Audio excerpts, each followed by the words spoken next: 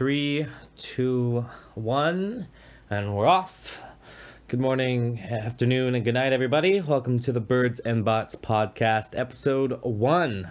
Thank you, everyone, for taking the time to load up and listen and taking the time from your busy lives to give the show a listen.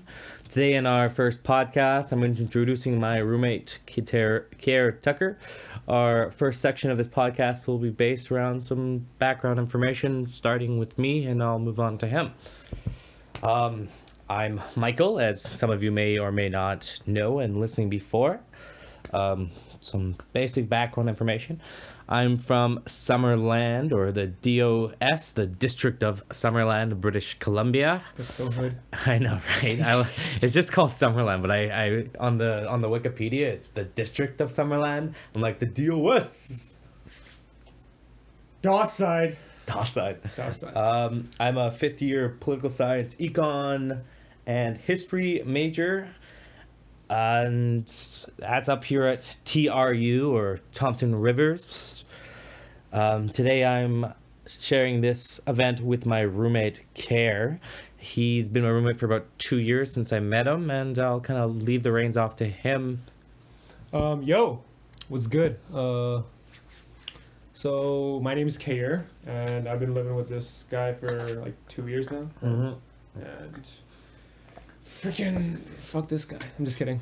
I love you, man. It's all good, brother. It's all good.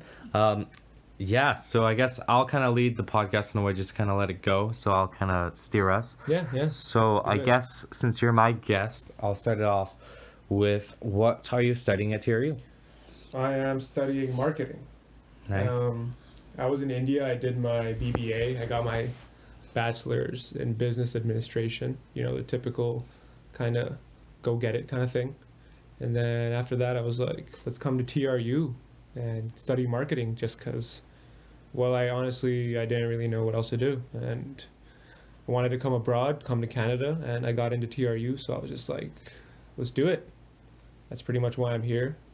And it's awesome here. I plan to live here, stay here, definitely visit back home once in a while, but...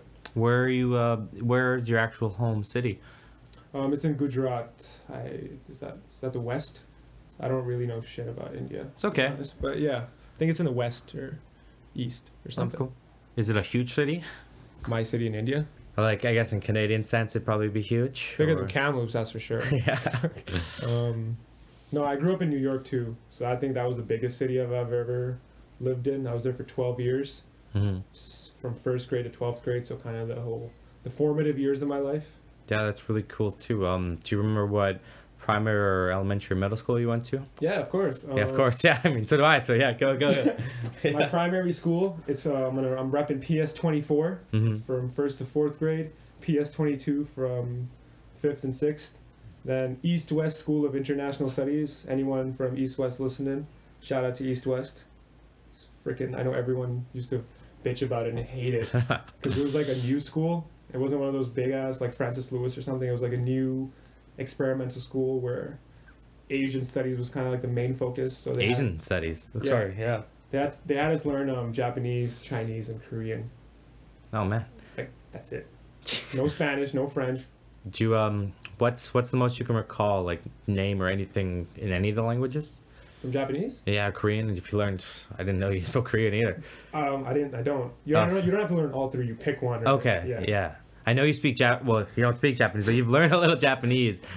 I learned Japanese for like 6 years, and honestly, like, I don't remember crap. Yeah. I could be like, konnichiwa, and like I can say what my name is and shit like that. Yeah. But if you put me in Japan, I'd just be.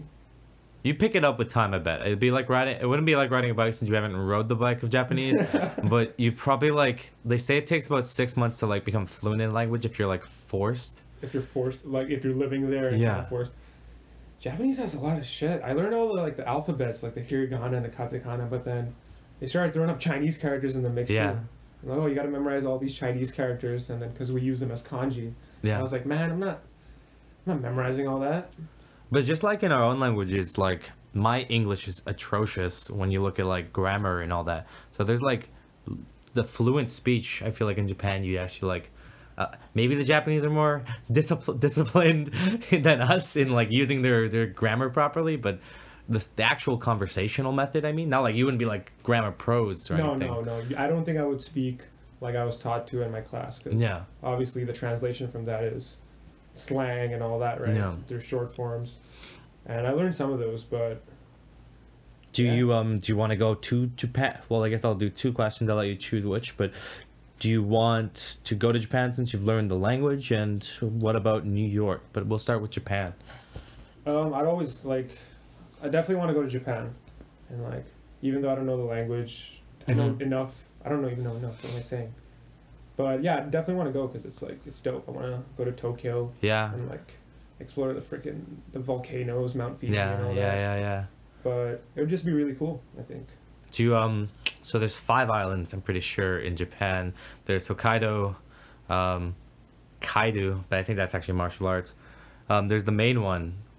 Do you want to be on like the main island, or do you have you don't know geography well, but besides Tokyo, is there anything else in Japan? And I guess Kyoto maybe. Kyoto, yeah. There's what's that one city? What happens is like Sapporo is that beer city in like the northern island. Does the cherry blossom happen like everywhere? I know it's in certain locations. I know it happened. They have a cherry blossom festival a lot over Japan, so I'm sure there's a lot of cities that have it. That'd be pretty cool. Yeah, to see like the cherry blossoms and shit. Yeah, even on that, right now we have a cherry blossom candle lit blow, like actually real fruity shit going on. Well, it's cherry blossom. It's in French. It's actually called Sorry, I'm moving away from the camera, but in French it's called Cerisier japonais. Oh, Japanese, so like in Japanese cherries. Yeah, in French it's just Chinese. It's cherry Japanese. Cherry Japanese. Yeah. That's the scent we're going with today. Yeah, and then so I guess back to that first question then. New York. Yeah, I kind of left New York in a bit of a hiatus. It was like a 2-day thing. Some stuff I won't go into, family shit, but yeah, ever since I left, it's kind of like it's been my goal to just go back. And at this point in my life, I don't know if I'd ever live there, because I don't know, just screw that. I don't want to live there, but I definitely want to visit, keep it a back and forth thing, see all my homies, freaking just everyone. And there's a lot of stuff to do there too, like in terms of career and shit. Gotta hit that Madison Square Avenue, right? Bro, I gotta go play for the Knicks. Yeah, I gotta go play for the Knicks. They need a point guard. And interesting segues. I'm still trying to learn how to segue properly. As you say, Knicks, I know you are a fan of basketball. Yeah. Do you think that's just because you were born in New York City, or was it just like your school? Honestly, I don't know how I got into basketball. Yeah. That's the only sport I even care about. I don't watch soccer, I don't watch baseball, I don't even watch football, or even play any of those. I'm trash at everything but basketball. So it was more of like, it was this thing, it was in my like 9th and 10th grade where I was just like, before that I just used to game a lot, and just kind of just sit in my room and game, just play COD Modern Warfare, the GOAT. And then I got kind of bored of that, and honestly my parents were like, yo, get the fuck out of the house, do something with your life. So my friend invited me one day to just go play some ball, and I was like, yeah, fuck it. And then ever since then, I just kept going, and then over time I learned how to play. I was trash. I'm still pretty trash, but no Kobe. Yeah, I'm not anywhere near the level of that, but I could do pretty decent in a pickup game. Well, you get out there. I'm always I'm really proud of you. You play a lot of intramurals and all that, and when it's sunny out, you hit both the TRU's basketball courts as well as you hit the TCC's open arena, or whatever. What's it called? Yeah, the field house. The field house, and you're always out there, which is a great way that you're staying active, which is awesome. A part of it. You've been able to keep some of our good friends. We had a buddy out there, Nathan Paisley, who used to run the intramurals. He lived with us as well, and you played a lot of ball with him. Yeah. We got another roommate. We got Penny. Yep, Penny. I don't know his last name, but and Ferguson. Yeah, you got really good friendship out of that. Just playing ball and the connection. Playing 2K. Yeah. Even our roommate Jackson, you play 2K with him. He knows basketball quite a bit too. Oh, dude, when you were gone for the summer and the playoffs were on, like the finals and stuff, that's when me and Jackson were on all the time. It was just so sweet. Playoffs. Well, it's really cool how hobbies can really like make friendship and like community out of things like that. Honestly, when I moved back to India, I didn't really know the language too well, and I didn't have any friends there, obviously. Yeah. And shit at home wasn't like preferable to go to, so I'd just be like, oh, what the fuck do I do all this? So I literally just played ball for like 4 or 5 hours a day. Yeah. That's the only thing I did for a year because I wasn't in college at that time. Yeah. So I just played ball. Yeah. And that's kind of what got me through that whole transition period of my life where it's like, I don't know what the hell's going on. Yeah. Just ball. That's so sweet. Yeah, and then I kept that alive, and I don't really play anymore, like competitively or anything, but I always make sure if I can, I just shoot around. Yeah. For sure. Stress relief, I'm sure. Do you get that out there? You have big, if you don't play just to shoot hoops, you a big just thinker, or you a big like music in the head? If I'm just shooting around, I just have music in my head. I don't even pay attention to it. It's just like kind of background noise. Yeah, I'm and just that's what I'm obviously thinking. just focusing on the game. Yeah. And I found out today, like every time I try to think about the shot I'm trying to take, I always miss. Mm. So it's better just kind of like let it flow and just play the game. Yeah. No, that's for sure. Yeah. This fucking laptop keeps timing out. I gotta Don't even worry. There's nothing. So as we're looking at the moment, just so people in the audience knowing, we have an outline of show notes. I'll be posting them in the video description below. Just kind of information to help us keep going and an idea. So we're just kind of talking about hobbies now. Do you have any other major hobbies, or I can move into the next segment? I game a lot. Yeah. I'm still a gaming nerd, and Your console of choice to the viewers? PS4. Yeah. Fuck Xbox and fuck PC. I know I'm gonna cause a lot of debate. Oh, I don't know. I mean, there'll be important people listening, but you're not gonna like. You're a PC gamer, though, blow right? the world. I am a PC gamer. Yeah. Built my own rig back in my first one in 2012. I used to be an Xbox boy. Really? Oh yeah. Oh, man. Yeah. Since 2001, I got the first one when it came out, and played a bunch of Halo when it came out with all my friends. That's why you're into Halo. Oh yeah, it was just a game of choice, and Call of Duty, of course. It was pretty good. All those old school mainstream titles. Yeah. Halo, Call of Duty. What else was there? Yeah, I know. Is there Yeah. anything else? Fuck. I mean, Grand Theft Auto. I mean, back in the day, They were those are the hella ones. games, Those are though. the ones that stuck though. Hey, because Halo's still around, and Call of Duty's still around. Halo's not. Yeah, there's 5 and 6. They're just not playing on they're on Xbox exclusive, and the Infinity is coming out pretty soon. It's coming on the PC as well. Really? Yeah, Yeah. and then Call of Dust. Duty's Yeah. kind of shit now. Yeah, well, I think it's just kind of like it's so repetitive in its own sense, and like trying new things, but just not sticking. Yeah, they're trying it, but they're not going all out. They're just like trying to. I feel like they're just trying to put a leg in the water, or like a toe in the water, and trying to see how it feels with some of the new additions they've had. But Yeah. it always ends up not working because they're not committing to one thing, right? They're just kind of trying to keep both alive, which is it's Yeah. fine. Most of the fans want the old style, but then when they try something new, they're like, "Oh, we want the old style." When they do the old style, they're like, "Oh, we want something new." It's repetitive. Mm-hmm. So it's just kind of hit that. I think it's hit its peak where it's like, we've done what we can do. It's kind of just 10 years of the same game in a like sense. every year too. I Yeah. think they should just kind of. Do you know if it's still Activision and the other Tyrag? Or There's like 3 companies. there's now. 3 companies So it's now. Activision who just kind of does the whole money hounding kind of thing. Okay. And they publish it, but Sledgehammer, Treyarch, and Infinity Ward. Okay. And the one that's coming out now, I believe, is Sledgehammer. Don't Okay. quote me on that. I haven't even heard of Sledgehammer, but I'm so stuck out of it. I don't even play shooters anymore, so I get Yeah, that. my reaction time is not the same. Yeah. And another question I was going to ask while you're thinking of that, and it's like, maybe we're just not that we're old, but like I wonder what like a 14-year-old. I wonder if they're going to be in 10 years like, I wish I could just play the Modern Warfare 4 again. Oh, imagine. I don't know. Because like they remastered it already like 2 That's years true. ago. So they might have felt that actual feel, or they Yeah. might have just called it slow. And like, what were these old people doing? Who knows? There's this thing I've been noticing, and I've seen a lot of YouTubers talk about it, is that this whole kind of decade is like everyone's trying to get on this nostalgia wave. Mm. You notice how many remastered games are coming out, and like freaking Yeah. movies too. They're remaking everything, and everyone is just like trying to go back to the past. Of like, oh, everything in the past was better. So I kind of feel like our generation right now is just stuck in the past. Yeah, I can see that. I had a Hollywood class last year, and my professor kind of explained it in the idea that, in a way, almost all the entertainment industry or mainstream entertainment industry has become what was it called? Too big to fail, in a sense that, like, I mean, in a movie sense, it cost hundreds of millions of dollars. And like even now, the biggest GTA came out. That was $250 million. it's So these insane. AAA titles are so big, and you almost want to make sure. I don't know if it's good or not. It's not good because it's almost like holding us back. But in a lot of sense, these AAA titles are just holding them to make a profit. Not because they're so keen to make profit, but they have to make profit. Because these titles are so big, you can't have a flop of $250 million or anything even the $10 million range. So I kind of get it, but I'm not for it. But that's kind of stopping them for like, I think we'll get into this later in the podcast too, but just like the creative potential, right? It's a hinder on creativity. Where like you have this budget, yeah, sure, you're trying to make a profit, business, I understand that. Get your money, get your bag. But at one point, like, I hate what Activision's doing with COD too. Yeah. Because with the loot boxes and the microtransactions and all that crap, it's just like, man, yeah, you want to make money. We pay 80 Canadian for a game anyway. Yeah.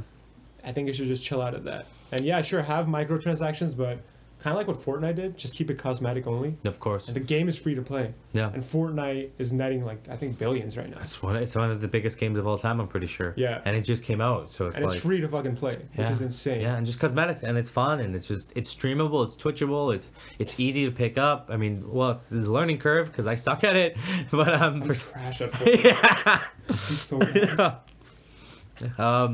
What was the thing I was saying about that? I was actually, as you're saying that, I'm thinking in my head, I'm a huge fan of this movement, and I'm sure some people might not be, of subscription base. Like, Right. I love Netflix, I'm a huge fan of Spotify, and I'm like, why not Apple a Music. subscription-based gaming company? And like, if it helps, it removes the need of worrying about making a profit off every game, and it creates that Flow of freedom. like steadily improving the game, kind of having a set idea. Yeah, But I or think even just overall, like I'm not sure if it'd be better or not if there was just massive companies, but multiple ones of them. Let's say it's like a Microsoft, Activision is one big one. Any of these big, even Facebook joining Sony, into whatever. it, Sony, and then just subscription to the main company. Just like how there's Hulu and Netflix, there's a bunch of them, and like $10-12 a month, unlimited game, unlimited download. $10-12 down. That's Yeah, but unlimited. I mean, you're playing for PS Gold right now, aren't you? Yeah, I'm paying. I think it's like $80 a year. $80 a year, Canadian, yeah. so it's still like $7. So you're still But paying. that's not just. That's just to play. That's just to access online. But I know one of our big things we do. You play a lot of free games, and that's when you play them. You get 2 a month or something like that. yeah, Imagine if you had every 2 months. And it's like random games. Imagine if you get an unlimited amount of all in their catalog. Sure, you pay a little bit more, but you got 100 games now in your catalog, or hundreds of games, and you don't have to pay for. Well, you pay for a monthly subscription. When you're really done and you're poor, you drop out. Sure, you don't own the game anymore, but you get to like kind of keep going. But I don't think that would be profitable for the gaming company in a way. It takes 100. If it works for video, why wouldn't it work for games? Is I guess that's true, but more people tune into video than more people play games. So maybe increasing the costs, $25 a month for games, Probably. unlimited. Probably like I'd do $40 a month kind of thing. Yeah, Like unlimited. you could download like Red Dead 2 or God of War, or Spider-Man, and all that. More coming out, and like it also gets rid of that incentive to have to recreate the same video game. You know, if you have an unlimited subscription, you know you have a certain amount of money come in the bank, so your next game could flop and throw it on release. Sure, they don't want that, but they're still making the profit of everyone at once. Right. So you might have more experimental games. You might have more games that actually might like break the mold. Or Yeah, and like try some new shit. Yeah. I don't want to turn this podcast into a straight gaming one. Dude, bro, we're I'm loving it though. We're a gaming channel. We'll keep going. That's how the gaming channel. Birds and bots, game it up. Sorry about the cough, everyone. I've been sick with the flu and the cold for like a week now. Yeah, you dick, you gave it to me. Yeah, and one of our other roommates brought it back for us. It's been a blast. Yeah. What's next? So, as we're talking about creative ideas, and that's we're pretty creative guys. We're the most creative people we know. One stupid thing when I was drunk saying to my ear and I was in a good mood, I'm like, man, I'm like one of the most creative guys I know. Obviously, I'm not, but in a sense that we're pretty creative guys. And as I lead that segue off, I mean it in the idea of... Okay, I don't know if we're creative guys, but we always try to be, which is, I think, kind of, we may not always be, and we may like, our ideas are like, oh yeah, we have a great idea, but I'm sure everyone has that. Smokes toke and... Yeah, just like, oh bro, I'm like a genius. But no, I think we're always trying to discuss, think outside the box, kind of connect dots that aren't there, but still like... I'm not sure what other people do, obviously, because you can't tell what other people do. But like I've had a lot of friends in my life, and I've known a lot of people, and I've had friends like me and you in this connection we have as a friendship.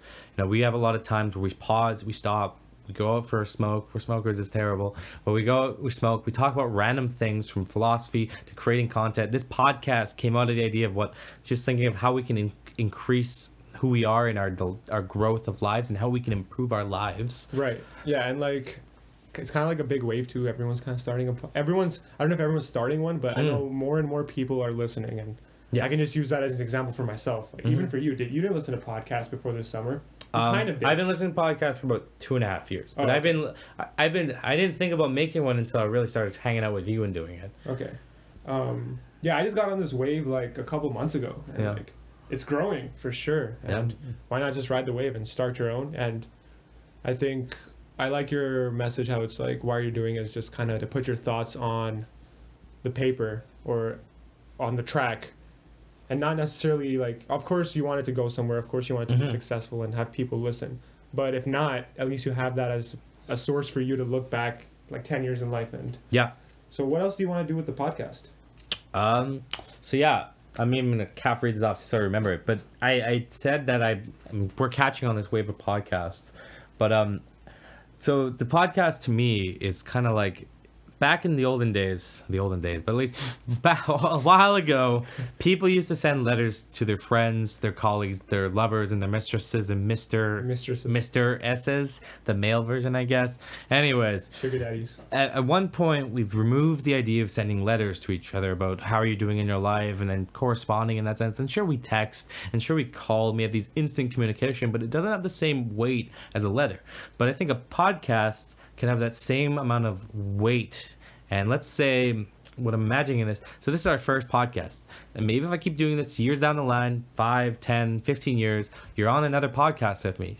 We've moved to different sides of the country, maybe around the world, and we're talking to each other about stuff like, so what have you been up to? Oh, I'm doing this, I'm got my PhD, or I've started a company, or I'm getting married, and I can't see you because you're living in maybe Australia and I can't come, but like we're getting to hear about each other's lives, right? And then it's like a dialogue between two people. And there'll be more. It's not going to be me and you only. I'm going to try and get this podcast to more people. But of course, I'm both interesting people like you, and then I want to invite my old roommate Nathan Paisley on it. I'm going to invite my other two roommates, Jackson and Wyatt. Well, newer roommate. That's why Wyatt's head's stick in my head right now. But it's just kind of building connections. You could have like a 4-man podcast. Of course. It might get hectic, but whatever. I've seen people with like 6 podcasts sometimes. Really? Oh yeah, it's intense. They have better mics so that they have better mics. Yeah, this is. What are we recording this on your phone? We're recording this on my Pixel XL2. Google if you want to send me anything better, please. I think it's time to get your sponsorship from Blue Apron, Skillshare. What is it? What's your underwear company? MeUndies. MeUndies. Yeah. Everyone's sponsoring podcasts.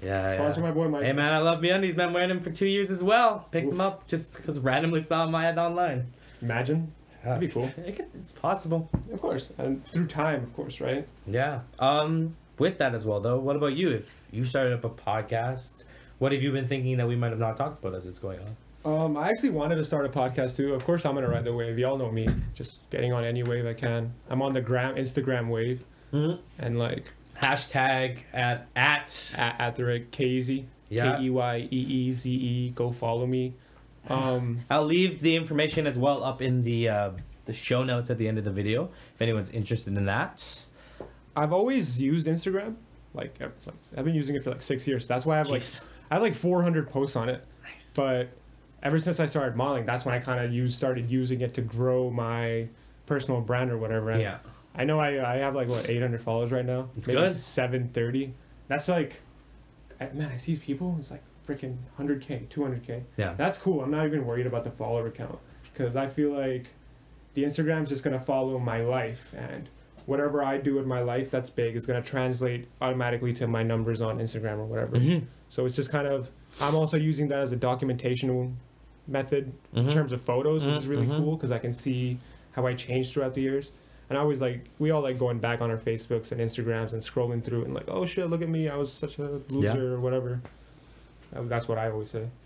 Even in that sense, you're for those who don't know, you're a model, or you actually are a model. You're signed with Numa Models, and you've done a couple shootings. So it's really interesting that I'm super proud of Keyur for just pushing himself into this career. And actually, he flew out to Calgary for his First, he threw out to Kelowna. He had to get down there in his own Greyhound, all that jazz. That was my test shoot. It was kind of like I went and talked to the agency, and they were like, "Yo, you need to do the shoot," and obviously I've never really done a shoot before that, so I was just like, "Okay, yeah, I'll do it." And then I did it. The photos came out super good, which is like awesome. And after that, I was like, "All right, I'll just." It's kind of like one of those things. It'll always be on the side, right? Like I'll always keep taking photos. I'll always keep trying to build my portfolio. Right now I'm in school. It's my last semester. I have to work. So sometimes life happens and you can't always put 100% into whatever you want to do. Yeah. But that's fine. I'm happy with that. Yeah. It just kind of leads into like how I started it. It was just kind of a thing where it was like I saw an ad on Facebook. It's like, do you want to be a model? And then funny enough, I never thought I could be a model, but everyone always told me that I should. Sweet. And once I saw that, I was like, I applied. Why the fuck not? Yeah, no, that's so awesome. I'm really proud. I'm really proud to just seeing that going on. It definitely is interesting because I'm not I don't really put myself out there at all. As you know, you're my freaking roommate. I'm pretty much usually home. Obviously I go to work, I go to school, I go to the gym, all that jazz, but I'm not really a person who likes to put himself out too much. And if anything, this modeling thing helps me do that. Get in front of a camera, get over my fears and my anxieties of, just putting myself out there. Helps me open up a little bit, which might not come in handy now for this particular career, but in the future, who knows, right? It's always good to have this skill set. So it's grinding. It's level up. Yeah, I'm building my EXP. Yeah, and it takes a lot of work. You should just do a gaming podcast, man. I'm not gonna do a gaming podcast. There'll be references included, because games are part of the culture. It's grown from the quietness of the 60s to the 70s. I mean, we're finally living in this really cool modern world where gaming isn't just about boys, it's not about men, it's about men, women, the trans, everyone's getting into gaming, and it just allows you to live this love. But you can also still though, if you tell your parents, or if I tell my parents that like when I bought a PS4 here, I'm like, bro, I bought a PS4, and I was like, bro, you're like freaking 23, what are you, a little kid? It's like, no, I'm pretty much always going to be a gamer. Yeah. And there's lots you can learn, from stories, from games to hand-eye to community of friends. Did you see that? There was this one video about like why it's actually terrible for you. Yeah. I'm sure it is. There's terrible things and good things. If you run 100 miles without training, you're gonna die because you weren't prepared. If you do stuff right? overdoing something, you're gonna do something. You're gonna be negative. That moves into that video with CGP Grey. That kind of goes into attention. Do you want to talk a little about what that video is about? You kind of showed it to me before the podcast. Yeah, I'll do a quick rundown in the background to everyone who's going to hear about this. I'm going to do a little cough here. Bless you. So I'm a huge fan of this guy called CPG Grey. He's a YouTube educator. That's what his background information is. He's done a lot of interesting. Me pretty much. He's done some cool, interesting content that I'll leave to you, the viewer, if you're interested in. But I do leave a show note of his most recent video as of yesterday called, it's something about attention. The video is about 11 minutes long, and it's him kind of explaining how he's trying to take a step back from the internet and all of its necessities together. So as time has gone on, the internet's advertising, clickbait, cookies, all this information that makes you want to come back to your devices, from your phones, your computers, your TVs, they're slowly getting and evolving to be more powerful at making you want to click them. You open up Facebook, Instagram, Reddit, Twitter, or whatever your thing is. When's the last time you went to take a shit without your phone? You're right. It's terrible, actually. But you open it up again. You keep opening it up, and then you close it, and then you're like, "What am I gonna do? Oh yeah, I'm gonna open up said app again." Yeah, right. And then it's the same thing. Shit. The same memes. Well, not the same. Now, memes are a different thing. Memes are kind of like a blessing. They're wholesome. They're wholesome. Yes. They're dank. They're dank. Well, I even actually moved away from memes a while ago because I saw them affecting my mind in this really cynical way. But I don't think that's me. I was finding that for myself. But anyways, the video goes on about we need to find a better way to grow our attention. He talks about how podcasts have started to overtake every aspect of his day. Now I'll leave more information to him of the actual video, but I'm gonna let Keyur talk about his thoughts on it, and then I'll talk about my kind of thoughts on it outside of the realm of the video. So the interesting thing is, like, yeah, he's totally right too. The internet's kind of taking away everyone's attention. There's been multiple studies on it since, like, for a while now. It's like it's kind of a known thing that no, the first thing you should do when you wake up is not check your damn phone, which is what honest to God I do pretty much. I freaking just wake up, take like 10 minutes, check Twitter, check Instagram, and honestly, I kind of noticed it once, like, I started using Instagram more, I started using Twitter more, I started using even YouTube. Even YouTube is a thing like that, where it's kind of just everything's meant to grab your attention because there's so much competition. That's why I feel like it is attention grabbing. That's why I feel like companies do it, because there's a lot of competition. On Instagram, if you want to get noticed on Instagram, there's like millions of people on Instagram with like hundreds of thousands of followers, and you have to stand out. So we're trying to engineer this perfect post pattern or perfect content pattern of grabbing people's attention, but that's actually just taking people's attention from them. If that makes sense. Yeah, kind of. No, I know what you mean. And that's why I kind of like once I started modeling and once I started using Instagram more, I'm just like, man, this isn't what I want to do for myself. You know what I mean? Time off. Yeah, right? It's like, sure, from a business standpoint, if you have your own small business, obviously you need social media nowadays. It's kind of a given. But for myself, I'd rather just stay away from it's very fake. You know what I mean? Social media is super fake. And YouTube can be too. You got to know where to look, which is a big thing. Yeah. A lot of people don't know where to look, and they just kind of get recommended videos, and then the algorithm changes, and you don't choose the algorithm, and your subscription bars for some, but the recommended algorithm, you don't control it. Yeah, exactly. We don't even know how YouTube's algorithm works. Man, I challenge all the viewers to just go take a shit without their phone one time. Yeah. See how bored you freaking get. Yeah.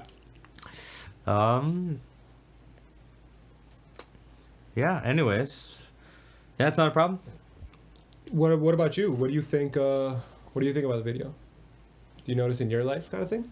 About like how your attention is kind of decreasing? And I've definitely seen it as...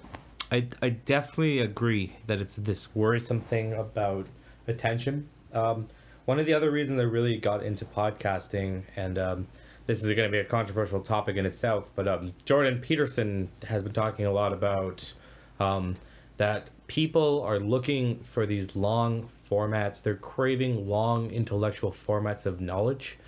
And a podcast that can be an hour to 3 hours long with good hosts and good topics and good flow. Good discussions. Kind of make you feel like, hey, maybe not that you learned something, but you're not like wasting your... If you watch a 5-minute really cool, highly animated videogram drama, whatever they're called, like a 5 minutes, 5 hacks to make your life better. Right. They're good things. I watch a lot of these, or I've watched a lot more in the past, but like I don't remember in a couple months. But sometimes when I watch these 3-hour things, it's like a thematic topic that kind of grows from hour to the end. And that kind of sticks with me. And I want that, I'm learning to move that because I want my attention to last longer. Right. And I just find that longer based content or something else is necessary to get away from this quick 5-minute chunks that are just killing you. Even ads too, right? Ads are super quick now because no one wants to watch them, but so they make them super quick. No. But in turn of that, the content that people put out also gets like, it's kind of super fast, flashy, attention grabbing, and that's it. I think it's important to have a lot of substance in your podcast. So yeah. You listen to a lot of podcasts. I don't listen to too many, but who's like your favorite podcaster? I mean, it just depends. I mean, like, depends on my mood. I mean, I like CPG Gray. He has a podcast as well called, he's got two. He's got Hello Internet with his buddy Brady Heron, and another one with Mike Hurley. I'm going to cut this short because I know my lungs are getting... Are you dying? I'm talking more, I'm coughing more, and I'm losing my ability to think while talking or coming up with his random thoughts. Right. So I'm going to leave on to my final closing section. And really, it's just kind of... I'm asking you, the viewers, now, if you know anyone that you'd really like me to just sit down and have a talk with. Obviously, me and Keyur known each other a long time, so we've worked really well in our conversation flow. But I mean, anyone works. I think that would be an interest too, if someone I don't know too well, but in that kind of sense. You should interview Joe Rogan, bro. I also ask if you guys can leave some comments below if you like this and kind of information of how I can improve it. I'm sure as we're listening to it, there's better things you as different audience viewers can tell us. It's like your second podcast, right? Well, it's my first real podcast. Oh, yeah. The first was just a momentary thought. And sort of to wrap this up, thanks again, Keyur, for taking the time to